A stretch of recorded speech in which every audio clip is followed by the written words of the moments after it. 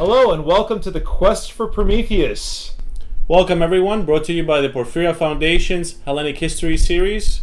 As George said, this is the Quest for Prometheus, and this is our Kalo Mina episode. This is where we bring to you all the highlights in Hellenic history for the month of September, in this case 2020, although the events we're talking about happened way before. Way before, exactly. We've got 4 events for you, and some other little surprises, and we're going to get started right away.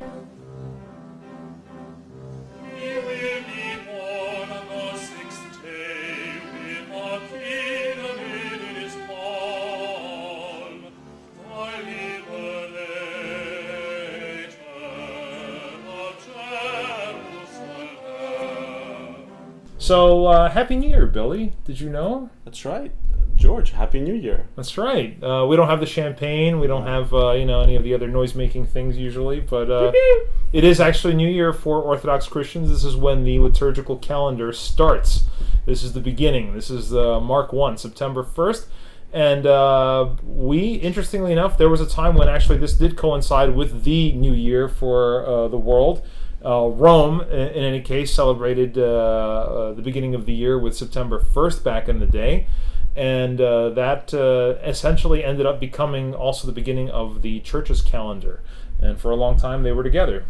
I always knew a little bit about that, and then when we baptized our second daughter, Theoni, when she was born in September 1st, not baptized, the priest mentioned also it's the new liturgical year for the Orthodox calendar, and then I started thinking how many other people might that don't follow the church too much. They're Orthodox, Greek, or Russian, or Serbian, might not know that that's the new year for the church. That's how we start the new year. We're thinking it's with Christmas, with the birth of Christ, or New Year's, or we celebrate a week after with Saint Basil and all that. But as George is going to tell us, it's the ecclesiastical calendar of the Orthodox Church starts on September 1st. That's correct. So basically what, it's interesting because when we take a look at this, this has a lot of symbolism behind it. Christ began his mission at the beginning of September. That was when he walked into the temple for the first time. And there's a lovely quote where he quotes the Septuagint, where it says, "The Spirit of the Lord is upon me, because he has anointed me to preach the gospel to the poor. He has sent me to proclaim the release to captives, and recovering of sight to the blind, to set at liberty those who are oppressed, to proclaim the acceptable year of the Lord." So that's the beginning of Christ's mission on earth. And it's very important. It says Septuagint is the Greek translation of the Old Testament. Right. That's the name of it. Right, absolutely. That's what we follow for this time period. Right, the Orthodox Church follows the Septuagint, and essentially, so Christ comes out with his mission. And another interesting coincidence is that the Emperor Constantine has a victory over Maxentius. Maybe you can tell us a little bit what that was about. It was the 2 emperors at that time of the Roman Empire. Even though Constantine was a Greco-Roman or a Greek, that would eventually split away and make his own capital in the old city of Byzantium and rename it Constantinople, and that will become the foundation of the Eastern Roman Empire, or Byzantium as we know it now.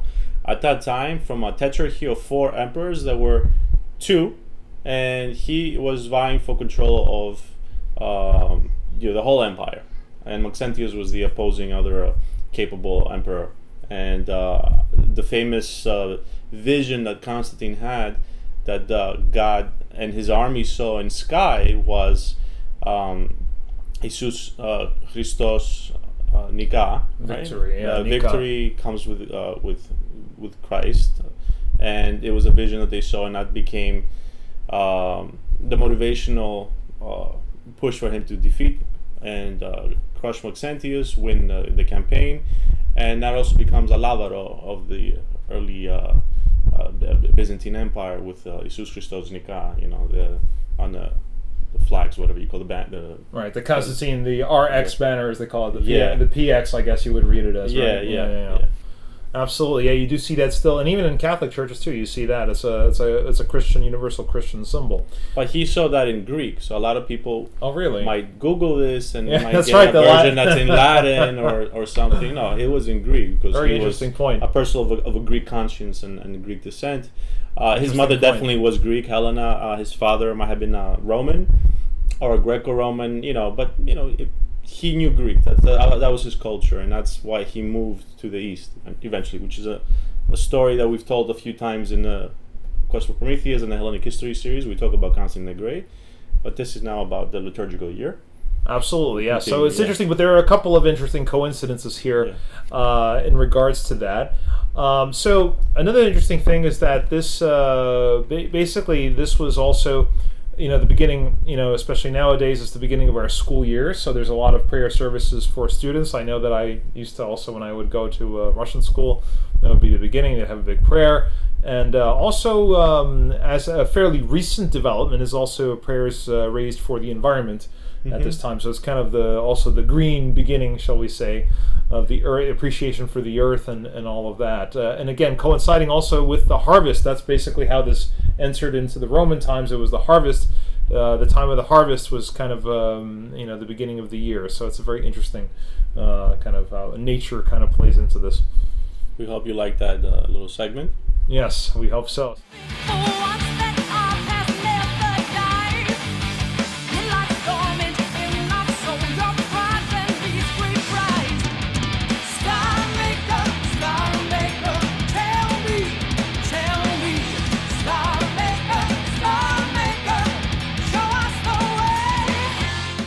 And now we come to event number 2, which is celebrated on September 14th, and this is the discovery of the true cross and the elevation of the cross. Right. O Lord, save thy people, and bless thine inheritance, grant victory to the emperor over the barbarians, and by the power of thy cross preserve thy commonwealth. That is the Contaction for the feast day of the cross. And this is actually several kind of things that are being celebrated in relation to the true cross which Christ was crucified upon. And at one point was something that was missing for a while, and was all of a sudden discovered several hundred years afterward in a very interesting way. So as we mentioned earlier, Constantine the Great, his mother is Saint Helena. They're both saints in both the West and the Eastern churches, and Saint Helena is the one that had the mission to find Jesus's cross that he was crucified on, the true cross, and she did discover it. And she went on a mission to Jerusalem, in the Middle East, and she, according to scriptures and the research, she was able to dig it out, find out the exact spot, and that is something we celebrate, because then she was able to they found the tomb of Jesus as well, which the Church of the Holy Sepulchre was built on top of Jesus' tomb. Another historical biblical areas were discovered around there as well, and this is where the Holy Light comes for Easter. It's the Greek Orthodox are the caretakers of the Holy Sepulchre, but it's also another 12 Christian churches that are part of it: the Armenians, the Ethiopians, the Roman Catholics, and so forth. But it's Saint Helena that discovers the true cross in the year 326 AD. So now we're talking again Byzantium. Right, and by the way, interesting also to point out that the discovery of the cross has 2 miracles connected to it. The way they found which cross was the true cross, there were 3 of them, as you recall, right? There was one that Christ was crucified on, and then the 2 robbers, one the righteous and one the unrepentant one. And what they did was they found a sick woman who was near death, and they put her on 2 of the crosses initially. Nothing happened. And then finally, when it was the true cross, she got well from her illness. And at that time, there was a funeral procession that was walking by, and they took the person who had just recently passed away, and they put him on the true cross, and he resurrected. So very interesting moment there. And then it's early forensics. Yeah, well, it's interesting how science has tried to explain something like that now. But essentially, years later, we have the true cross being stolen by the Persians. So maybe you could tell us what happens. So this is another Persian empire of the, I guess you might call this the Middle Ages. It's the Sassanid Empire of the Persians, and under King Khosroes, they take over Jerusalem, Palestine, all the Byzantine cities and provinces of the Middle East, and they go all the way up to Egypt. And the emperor at this time that's in charge is a very able emperor. His name is Heraclius. He is considered the Alexander the Great of the Middle Ages, of the Byzantine ages. The warrior king, right? Very smart, intelligent, but also a true warrior. And he's the one that reconquers the empire back. The Persians go basically up to, with their allies, the Avars, and many enemies are trying to destroy Constantinople, take over the capital of the Byzantine Empire, which is the Eastern Roman Empire. And Heraclius, in two fronts, has to fight them, and eventually wins. There's another story of the Avars invade at the same time Constantinople. They try to, and there's another miracle that happens and then the Patriarch Sergius, they hold off an icon of the Virgin Mary, and they sing the hymn actually, Permachos Stratigon, and it wards off the barbarians. But it's a side story we'll discuss another day. But Heraclius is the one, as he conquers the Persians, he recovers the true cross, because they steal it and they take it with other holy relics, and he's the one that takes it back. And 627 AD. 627 AD. And then after that, they bring it into the Church of the Holy Sepulchre in 630 AD. And it's a major procession, and kind of also almost a feast event in its own right when that happens. So the cross, the true cross, it goes on many journeys. Actually, yes. It's discovered, it's rediscovered, it's taken, it's stolen. From the time of St. Helen, when she first discovered it, a lot of pieces were broken up and given to the various large patriarchates, the other four, the five patriarchates and churches, and all of a sudden now everybody has a little piece of the cross, which it ends up in England, Iceland, wherever. But, it seems like everybody has a little splinter somewhere. But there is truth to that. It was given some parts. Little parts of it were broken up. It was the order of Constantine, so everybody can share in the glory of Jesus' resurrection after he was crucified. So it does go an adventure, and it's recovered again by the Emperor Heraclius, and it's brought back to Jerusalem. So that is our second event. Yes.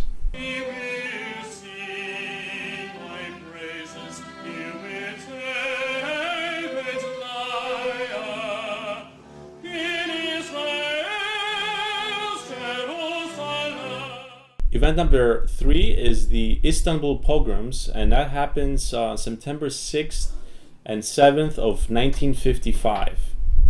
Yes, George, tell us about it. That is basically very frequently referred to as the Greek Kristallnacht, referring to what the Nazis did to the Jews in Germany just before the start of World War II, when there was basically a cleansing operation that was committed. This was the same parallel on many levels. I mean, on all levels, I would say. Essentially, how this all starts, well, just to give some context, back in 1955, there were still about 100,000 Greeks living in Constantinople, right? And that's kind of hard to imagine now, because I think now we're talking somewhere around the neighborhood of 2,000 people left. 2,000 left in Constantinople. And before the Great Catastrophe of 1922, there were probably 500,000 or more. Right. So it's a question: where did they all go, and why did they all leave? Well, this is really the inciting incident, according to many historians, that led the exodus from Constantinople of the remaining Greek population. So what happens here is that in the 50s, Greek and Turkish relations kind of normalized, because at that point both nations are members of the NATO alliance. There's a big attempt at making everybody kind of rally around the flag when it came to the Cold War. So Greece had just emerged from the Greek Civil War, for that matter, with the victory over the communists. So it was there was a lot of pressure for Greece and Turkey to get along at that time. Except for there was an interesting little conflict in the sense that Britain, which still had colonies at the time, still had Cyprus under its control. And the Greek population, which was the vast majority of the people who lived in Cyprus, wanted their independence. That's right. They wanted NOCs, union with the mainland Greece. Correct. They wanted, in other words, not to be a colony anymore. By that I meant independence, and then, of course, reunite with their historic motherland. That's right. Which probably wasn't reunited for almost probably 1,000 years. Wow. It was after Nikiforos Phokas and Ioannis Zimiskis, the emperors that were at the time of Basil the Bulgar Slayer, his step-parents. That's like in the 10th century. Then after them, sometime in the 11th century, falls to the Arabs and then to the Turks down the line. So and then to the Venetians. Right, there was a whole rotating slate of British. Yeah, right. So it hadn't been part of the mainland of the Greek. Obviously it's Greek people, and that's another Greek. Many of the Greek islands were not part of the mainland when Greece became independent in 1821. So it was time for them. One of the last islands that they wanted to rejoin. Crete rejoined in 1912 with the Balkan Wars. Right, the Balkans in 1947. I'm sorry. No. These are all important things to get on. Well, that's why I kind of wanted to mention that 1821 was kind of just the beginning. That's right. Of the return. That's right. And that's why it's so interesting that in Cyprus, still hasn't, it's still an independent country essentially. But what happened was that at that time Greece was making the case for Cyprus in the United Nations. It was saying, why do we still have this colony here, which has an indigenous Greek population that has been in the island of Cyprus way before the British Empire existed, right? Not to mention the Ottoman Empire and everybody else who took their chances there. So essentially, this is starting to come up, and there's an organization called AOKA, which is trying to fight for Cyprus's independence from Britain and union with their historic motherland, Greece, right? So Yorgos Grivas. Yes, General Grivas, who comes from the mainland as well. Yes, and he's a very capable leader. Yeah, he was a veteran of the war, and was a very big patriot. And he was not liked by the British because he basically was, he was a major thorn in their side. So the British they wanted to control the publicity of anything that was happening, of these little insurrections in their former colonial territories. So anytime colonial talk happened, they were trying to hush it with NATO and the European alliance. Well, they were essentially, from what I understood, is that it's what they were doing was they were trying to stoke these little mini conflicts in Cyprus included, where they were basically they did kind of push, they did some manipulation there where the Turkish Cypriots were encouraged to enlist in the police force, and that would. But this is even before any of this stuff really heated up. This is when AOKA just started its existence, and Greece started to talk about Cyprus in an international forum. So what's happening here is that the United Kingdom is basically encouraging the Turks. You know what? There's still a lot of Greeks living in Istanbul, so maybe you can arrange for that could be a point of pressure you can apply, and it would be good for your country to kind of be out here on the front lines and make your case essentially. And so basically, it seems like the Turkish government took a page straight out of Hitler's playbook and decided to attack a fairly prosperous minority that lived there, and wealthy, prosperous, intelligent, intelligentsia, with the merchants. Yep. Right. So what happened is that essentially there were accusations labeled at the Ecumenical Patriarchate for supporting AOKA, supposedly, which they never had proof of. And there were allegations that Turkish Cypriots would be massacred in Cyprus. And as a result of that, there were all of these Turkish organizations that were starting to be formed, these basically militant organizations that were kind of ready to respond to any kind of threat. And they were basically thrown into action. When we take a look, there was an inciting incident, and that basically was what happened was that there was a staged attack on Ataturk's house. Maybe you can explain a little bit. So all it took was one incident. So Ataturk's house is in Thessaloniki. It's now a museum, and the Turkish consulate is next door. So supposedly, someone bombed Ataturk's birthplace, and that was the instigation to start the attack on the Greek population of Constantinople as retaliation to this terrorist attack. And which was supposed to be by Greeks, apparently. That's what the Greeks press did that. The Yes. press painted it as if it was done by Greeks. By Greeks, which right after this is the day before the riots. So this happened on the 5th of September. Right. It was on the 6th, and it carried down to the 7th. The systematic looting, raping, burning, rioting happened in Constantinople, modern day Istanbul, and cemeteries were destroyed. How many stores? I think. Let's see. We have 4,348 stores were destroyed. 110 hotels, 27 pharmacies, 23 schools, 21 factories, 73 churches, 1,000 houses that were owned by Greeks. There were also some Armenians that suffered as well. Of course, Armenians suffered as well, but this is specifically was targeted on the Greeks. The Armenians had their own unfortunate incidents with the Turkish government as well, and then you had. Women were raped, over a dozen probably. These are the ones that are just reported. Or 32 seriously injured people, 16 official deaths. This is like in the hundreds though, and if not in the thousands, because these are like just some of the conservative official reports. But just alone, we know that the stores, 4,500 stores were destroyed. That's like, that's everybody. That's everything. If that's all the families were affected. And people had to flee for their lives because there were mobs. These were armed and dangerous criminals that were let loose with the military. Government sponsored. They were government sponsored arms, and then the army only responded to the problem after enough damage had been done. They do the forcibly circumcised priests. Yeah, that's one of the craziest things I've heard of. I mean, that's. So this happens, and then right afterwards, lo and behold, we discovered that a Turkish usher of the facility, the museum at the Turk's house, was the one that set the bomb. It was an inside job, and the thing was that this was already known.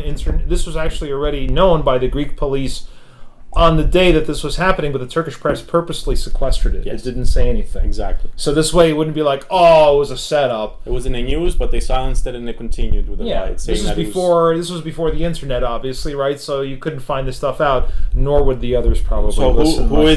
Because they had their job to do. That's right. And who is Ataturk? Mustafa Kemal Ataturk is the founder of the modern Turkish Republic in 1922-23. So basically, if you bombed, his house, which is the museum in Thessaloniki. He's from Thessaloniki, in northern Greece. At the time, was part of the Ottoman Empire. That's an insult apparently to the Turks. So they had planned that already. Right. It was. This is how we're going to instigate it, because the highest crime you can do to a Turk was to insult Ataturk, the father of modern Turkey, and forget about just bombing. Where he came from. That yes. Obviously inside this. But the most important part of this is that this was an intentionally engineered. This wasn't just like a mishap or misunderstanding or anything like that. This was an intentionally engineered thing with the sole purpose of basically eliminating the Greek population of Constantinople, of which, again, at this moment we have just a little over 2,000 people, if I'm not mistaken, who are there, including the Patriarchate. So essentially, from what I read, was that there was a little bit of token compensation offered to the victims by the Turkish government, but it wasn't even enough to cover a quarter of the damages. And you realize when people's livelihoods are destroyed, how can they get up again and continue to live in that area? And it's, by the way, this wasn't the only place where it happened in Turkey too. In Izmir, there was also a series of attacks on churches in Izmir now. Yeah. So. Unfortunately, this is the beginning of the end of the Greek population minority of Constantinople. In the turn of somewhere in the mid-90s, the population was down to 5,000, and by 1998, when I was there, in 2000, it was 2,774 people. I knew a couple of them, and right now it's probably under 2,000. Yeah, elderly and a few young people, but it's. This was the nail on the coffin for the Greeks of Constantinople. And it was, and afterward, of course, we know what happened, of course, in Cyprus in the 60s and in 1974 with Operation Attila. So there. All right, so this was the Istanbul pogrom of September 6th and 7th of 1955.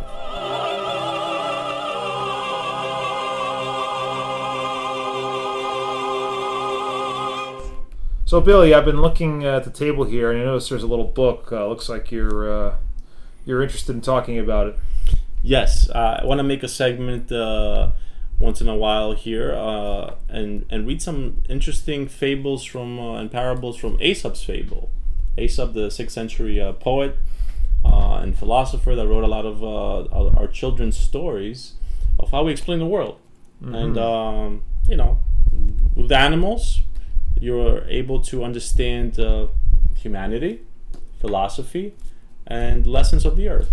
And I think with our show, there's one particular story that actually fits for tonight. Okay, so let's take a look. Yeah. I see there is a bookmark for me here. Yeah. So Aesop has a lot of rabbits and turtles and lions and bears. Turtles and lions. Mm-hmm. The Lion and the Three Bulls. 3 bulls were grazing in a meadow, and were watched by a lion who longed to capture and devour them, but who felt that he was no match for the 3 so long as they kept together. So he began by false whispers and malicious hints to foment jealousies and distrust among them. The stratagem succeeded so well that ere long the bulls grew cold and unfriendly, and finally avoided each other, and fed each one by himself apart. No sooner did the lion see this than he fell upon them one by one, and killed them in turn. And so, the quarrels of friends are the opportunities of foes.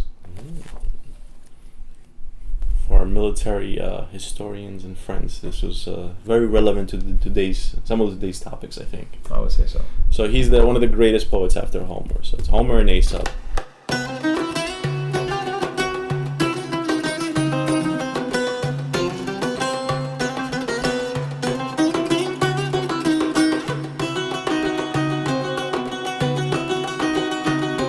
September 30th, 272 BC. This is what I love about Greek culture and heritage and history. You can just keep going back and back and back, and there's always something. There's always something. We can do a million shows. Yes, it's incredible how many BCs you can go back and find something Greek to talk about. So here we have a very interesting, colorful personage who is a little bit in the shadow of his very, very well-known cousin Alexander the Great, Pyrrhus of Epirus. This is the day of his unfortunate death. And this person was quite a big ball of energy, had quite a bit in common with his cousin, one might say. Restless spirit, decided to go west as opposed to east. Nonetheless, did manage to produce one interesting strategic development, which you will find out about shortly. And, of course, you've all heard of a Pyrrhic victory, so maybe we'll learn a little bit more about that. That's right. So Pyrrhus was Alexander the Great's first cousin. He was born 4 years after Alexander died. Alexander died in 323. Pyrrhus was born in 319 BC in what is now the Hellenistic age of Greece. This is the age after Alexander the Great. Pardon me, it's always funny to have to, whenever we're in BC, we have to count backward. It's always this before Christ. It's very difficult when you realize that a certain event happened at a number that is in its absolute value smaller than the earlier one. For other people, they usually use the Common Era and this and that, right, or before the Common Era. But for our reasons, we actually stick to before Christ and after Christ, because everything we do has to do with before and after Christ in the Hellenic History series. Absolutely. So don't be surprised when you see BC and AD. That's the reason. So the cousin of Alexander is the one that goes west now. He doesn't want to go east because the successors, actually the Diadochi, those are the generals of Alexander the Great. They're now vying for control of his empire after he dies. Seleucus, Ptolemy. Ptolemy's in Egypt. Seleucus is in the far east, Iran, Iraq. Then you have Cassander in Macedonia and mainland Greece, and Antiochus, I believe. So Alexander is a direct relative from his mother's side his mother Olympias from Epirus, the kingdom of Epirus, who brought us half of Alexander the Great. So it's a very important kingdom of Greece, who's the Molossian line of Alexander and Pyrrhus takes us back to the mythical ancestors of the Greeks as well. So Pyrrhus was a redhead. Alexander was like a dirty blonde. That's what his name's like, fire too. Oh wow. Pyrrhus, like fire. Interesting. And he lived his life. He was like a fire. He burned very brightly. And if you studied Hellenistic history and ancient history or military history, you'll probably come upon Pyrrhus. He's not that forgotten, but he's not that known to the greater public and stuff. Outside of hearing of Pyrrhic victory, which is just one small part of his his whole entire military career. But to the Latin Romans, who they were his number one adversaries, because he went west, he realized that first of all, he had to stop Rome because they will eventually become a threat to Greece and to Alexander's empire of the East. And he got he was a person that wanted to unite the Greek kingdoms, because the Greeks of Italy, Magna Graecia, Greater Greece, were the ones that called for help in Syracuse, in Sicily. Those are all Greek kingdoms. The Latins were in the north, where Rome is, like right on top of Rome. And then they conquered Rome, and they were going south, and they kept on encountering Greek civilization in the Italian peninsula, and Epirus is right across that area. And you would say there's still, by the way, it's an interesting subject in and of itself, but there's still quite a bit of traces of Hellenic culture in that's right. The language, the Gringo language in Calabria, Bari, Neapolis, so Sicily all the way to the heel, I guess, of Italy, that still has a Greek element to it, and Greek villages to this day. It's called Magna Graecia. Greater Greece. So Pyrrhus was naturally, because of Epirus where he looked westward easier, and he got the call for help to fight on the Greek sides of Magna Graecia against the Romans. So why was he important? Well, he was a military genius, and this wasn't the Greeks that wrote the history after him. It was actually the Romans, who he fought every Roman military leader and won. They're the ones that labeled Alexander the Great, Alexander of Macedonia, and Pyrrhus was the second greatest general, and Hannibal of Carthage was the third. These were the top three generals of the ancient world. It was Alexander, Pyrrhus, and Hannibal. So it was the Romans that actually gave that prestigious honor, And Hannibal, by the way, considered Pyrrhus to be the greatest general ever, and that is related to elephants. And then the elephants, your favorite topic, the elephants. He brought he continued the elephant, terror tactics. He brought him into Europe. Hannibal had him as well, but the elephants really came from the Greek kings of the Hellenistic age, from Alexander the Great, when they encountered them in India. And then they brought them to we like this. These are like tanks. And once they realized how to control them and train them, and Pyrrhus actually used them very well in his campaigns in Italy now. Can you imagine just seeing? Because imagine this is before obviously internet or picture books or anything like that, and all almanacs or anything, or whatever. Wherever you'd get your information from of what an elephant would look like. You never saw one. You're fighting an enemy, and you see these beasts come from nowhere with these big tusks. With fortresses on top of them, because the people were in the fortresses on top of the elephants. I mean, can you imagine just walled in them? Psychologically, just how you think they're monsters, coming at you. And, so you have to remember, at that time, people didn't know what an elephant looked like before they saw one. George, to this day, see a mounted police officer on a horse? Yeah. That's like a 15-foot giant, basically. A horse was like about 5 feet tall. A man sitting down is 12 feet. Yeah, no, it's a significant difference. And that's an elephant, which is a lot bigger than a horse. Yeah, but just the intimidating factor. So just psychologically, we're talking about a major edge in the battlefield already when you see something like that, right? So Pyrrhus introduced the elephant in his campaigns. A command over a beast like that too. That's another thing too that people had to think about. So that's right. Incredible. So he scared the daylights out of the Romans. But unfortunately, the Romans were very efficient military people, tacticians. So they were able to adapt. So the Pyrrhic victory that you mentioned comes about after all the victories that Pyrrhus won, and there's a very famous quote. I think you'll read it. Well, yes. After the victory that he had at Asculum, he said, "If we are victorious in one more battle with the Romans, we shall be utterly ruined." So what happened is, every time he beat the Romans, he lost so many of his men that he had to start all over again for the next campaign. And this is why he was a brilliant general. He was able to start over. Yeah. And the only other one that from my knowledge, that was able to do that was Mithridates of Pontus, the Hellenistic king of Pontus. That's about 100. He is 200, 100, about 100 years after him. I was able to do the same thing against the Romans as well, because the Romans were like these invading hordes that you couldn't stop, and the Greeks had to keep on fighting them. So Pyrrhus was able to defeat them, crush them, but at a cost of losing most of his army every time. So he had to go back to Greece, retrain, get more people to fight for the cause. And what was the cause? The cause was to liberate and to protect the Greeks of Magna Graecia in Italy. So he was not some kind of an overlord.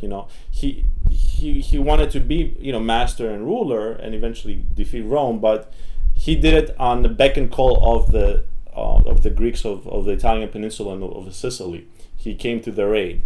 Eventually, they also got a little tired of his campaigning, because every time all this happens, their lands were getting ruined. They were getting in the middle of the fighting with the Romans, and I think eventually they were like, they don't want to support him, and then he had to go back, and then he had to face Macedonia. There was a lot of civil wars, of course, with the Greeks, but this is now in a greater, more complex scheme of things. Remember, Alexander the Great conquered the known world from Greece, Italy, all the way to India, what is modern-day Pakistan, right? All the way to the Caucasus, what is modern-day Ukraine, and all the way to Egypt, and in the Sudan, what is now. So after he passed, his generals were fighting for control of the world. So you had to be a player to join which of the other successor states you're going to join, or you're going to be a vassal state. And Pyrrhus, he's from the mainland of Greece, he was fighting to keep also Epirus free from Macedonia. So now Macedonia, Epirus being the northwestern kingdom part of Greece. So northwestern kingdom is Epirus, then it's Macedonia, then it's Thrace, and right underneath them is Thessaly, and then it's the rest of the Greek city-states and southern Greece. So the four kingdoms of the north are the ones that Macedonia takes over. Like Thrace is taking over Macedonia, most of Thessaly, eventually most of Greece, but Epirus is still separate. So he's also fighting the Macedonians. Then he calls to fight the Macedonians against others. He's kind of the liberator, so he finds opportunity to fight. He loves to fight, and he, as we said, he always wanted to be more and to do more, but unfortunately the Romans were such a unstoppable force that eventually it cost him so much that he couldn't raise all these armies. And you know what? We're saying that, but I think he would continue and probably would have won, but he died in a most unfortunate way. Yeah, this is one of the most bizarre stories I've heard of about somebody dying, especially a person of that kind of stature. So he dies now in a conflict in mainland Greece, I think in Argos, it's the south of Greece, between two fighting Greek armies. Unfortunately, this was part of the Civil War, and as he was going in the city, there were like the houses and two-story, three-story, three houses, and I think he killed some lady's son. And in retaliation, she spotted him from the roof and threw a tile on his head and killed him. So that's the sad way he dies. Or the other one was like a toilet, like an old, ancient type of toilet, or a tile. Basically, so there's a disagreement about which one it was, but probably a tile. But that's what knocked him, and basically from after that, he probably went into a coma or just died, and then that was the end of Pyrrhus, Right. unfortunately. One of the most brilliant generals of the ancient world, after Alexander the Great. His life is cut very short, but he was able to stop Rome long enough for the Greek world to develop. The Hellenistic age continued. I mean, Rome was just forming then. You know, the little city-state of Rome was still about another 100 years until it hit the Greek mainland, and then another 100 years until it engulfed everything. So for 300 years, the Greeks still will rule the world, and the Romans will conquer the Hellenistic states, and then they'll merge, and then we have the Roman Empire, and then becomes the Greek Roman and the Latin Roman Empire, which becomes Byzantium. So they're all cousins and stuff, but in the beginning, the Romans were more the barbarians that were absorbing the Hellenic culture, and they were motivated to take it all in because it was something unbelievable to them. But they were still a very politically militant civilization, Sure. and they were unstoppable. Absolutely. And that's the story of Pyrrhus of Epirus. So that was Kalo Mina for September. And prior to taking leave of you, we wanted to ask you to help us out a little bit. It's not going to take much at all. I've calculated that through the course of my life, most of the time, whenever I sit on a couch, I bleed quarters fairly regularly, and I probably bleed at least $1 a month. Well, instead of that going into a couch, maybe some of you would find it in yourself to give us just at least $1 a month as patrons. Why do we need $1 a month? Well, of course, it's not going to be able to buy a lot of advertising space or animations or anything like that, all the things that we want to be able to use that money for. But what we do need to see is that you appreciate what we do, that you like what we do enough to give us at least $1 a month. It's not a lot of money. Like I said, I bleed that out in quarters. And that's just the beginning, because this is just the beginning of what we're trying to do here. That's right. The Quest for Prometheus is like the flagship show that we have here in the Hellenic History series on Patreon.com. And it's part of the Porphyra Foundation umbrella, which is a nonprofit. And we do many, many things. We have a cooking show. We have Porphyra the band, my band, that does historical themed music, rock opera. We work with Panagiotis Karoussos, that does classical operas and music in Greece. And we were actually honored to have had PETER GIAKOUMIS debut his book here on the Forgotten Heroes of the Balkan Wars, Greek Americans and Phil-Hellenes of 1912 and 1913. It's a landmark book, reference, a historical book. And there's many more things that we're planning. And we're planning more wonderful illustrated videos that teach history, and many other projects. So $1 per month is nothing. Just tell your friends, spread the word, and if 1,000 of you do it, that's $1,000. Yeah, and we can already start moving things to another level, which is important because that's what we really want. We really want to be not just a podcast. We want to be more than that, and we can only do that with your support. Because again, getting animators, for example, to do work, they're all out doing video games and they do pay them good money. So we need to be able to at least get some of them interested in what we're doing to help us out. And if you know anybody, of course, feel free to contact us as well. We're always happy to also take donations in kind. If you want to collaborate with us, please do feel free to get in touch with us as well. And of course, the least you could do, like, subscribe, and share. Even if you don't want to give us $1 a month, or even $1 a year, that does a lot for us right there and then, because it's very competitive getting out there in social media. It's very difficult. Even if you subscribe to us, you may not always see our content because it's just the way search algorithms work. So yes, we do need, of course, to also get advertising and other things that are going to help us reach a large audience. But please, anything you can do is going to help us a lot and is going to be very appreciated. Thank you very much again. I'm Billy Chrysohos. I'm George Selinsky.